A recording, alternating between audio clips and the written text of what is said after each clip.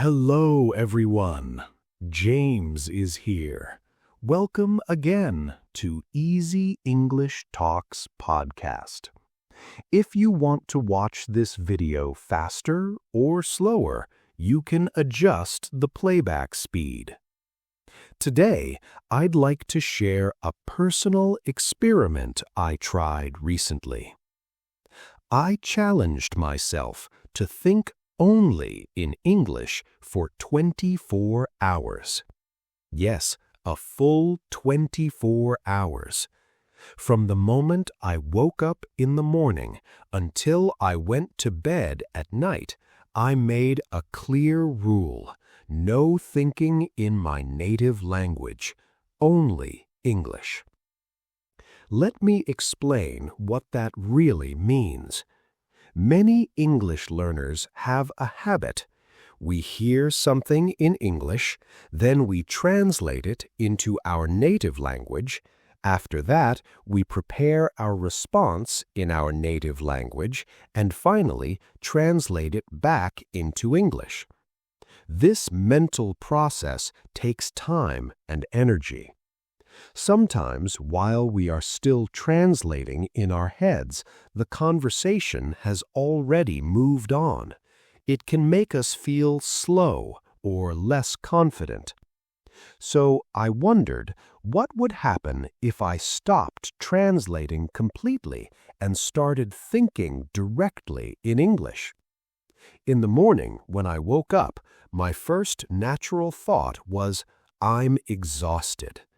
Normally, that thought would appear in my native language, but this time I consciously replaced it with English. "I'm so tired. I don't want to get up yet." At first, it felt unnatural. My brain seemed confused, almost like it was resisting the change. When I went to the kitchen, I continued the experiment. I looked at my coffee and thought, "This is exactly what I need right now." Then I started describing my surroundings in simple but clear sentences. The coffee smells strong. The kitchen is quiet. The morning light looks beautiful. Even though the sentences were simple, the experience was powerful. I was actively training my brain to operate in English. After about an hour, something interesting happened. It became easier. My brain slowly began to accept English as the default language for thinking. However, the real challenge appeared when I checked my phone. I saw messages in my native language, and without realizing it, my thoughts switched back immediately. That was my first important lesson. Our brains love habits. They automatically return to what feels safe and familiar. So I paused for a moment and reminded myself of the challenge. I decided to answer those messages later and continued thinking in English. Throughout the day, I described my actions internally. I'm replying to emails. I need to finish this task. I should organize my schedule. It felt as if I were narrating my own life. At one point, I even imagined a documentary voice. Here we see James attempting to survive 24 hours of thinking only in English. So far, he seems determined, but slightly confused. Around lunchtime, I went outside. I used the opportunity to observe people and describe what I saw. That man seems in a hurry. The child is laughing loudly. The weather is surprisingly warm today. This exercise is extremely effective because it forces you to think spontaneously. You don't prepare, you simply observe and describe. But here is something I didn't expect. Emotions made it everything more difficult. In the afternoon, I felt stressed for a moment. During that emotional reaction, my brain immediately switched back to my native language. It happened automatically. That was my second lesson. Strong emotions often bring us back to our linguistic comfort zone. Later in the day, I decided to have a short internal dialogue with myself. I asked, "What should I have for dinner?" Then I answered, "Maybe something simple, like pasta or a salad." Then I continued, "Why not cook something more creative?" And I replied, "Because I'm too tired to experiment today." This internal conversation was surprisingly helpful. It allowed me to practice forming questions and answers naturally, without pressure. Another difficulty I faced was vocabulary gaps. Sometimes I wanted to think about something specific but didn't know the exact word in English. Instead of translating, I forced myself to explain the idea using simpler words. For example, if I couldn't remember a word, I described its function or appearance.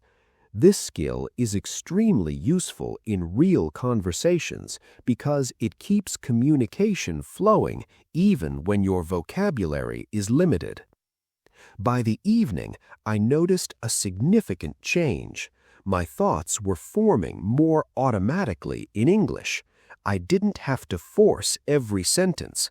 Some thoughts simply appeared in English without effort. For example, while planning the next day, I naturally thought, "I need to wake up early. I have a meeting in the afternoon. I should prepare a few notes." It felt more smoothly and efficiently than in the morning.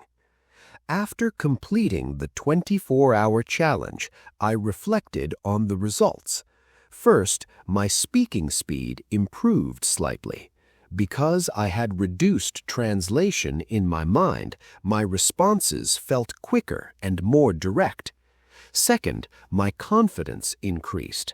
English started to feel less like a school subject and more like a practical tool for daily life. Third, I became more aware of my weaknesses. I clearly noticed which words I use frequently and which areas of vocabulary need improvement. Of course, it wasn't easy. By the end of the day, my brain felt tired. It was like a mental workout. Maybe we could call it brain training at the English gym. No physical muscles involved, but definitely mental effort. So, should you try this challenge? I would say yes, but start gradually. Begin with 1 hour, then extend it to a morning. Eventually, you can try a full day.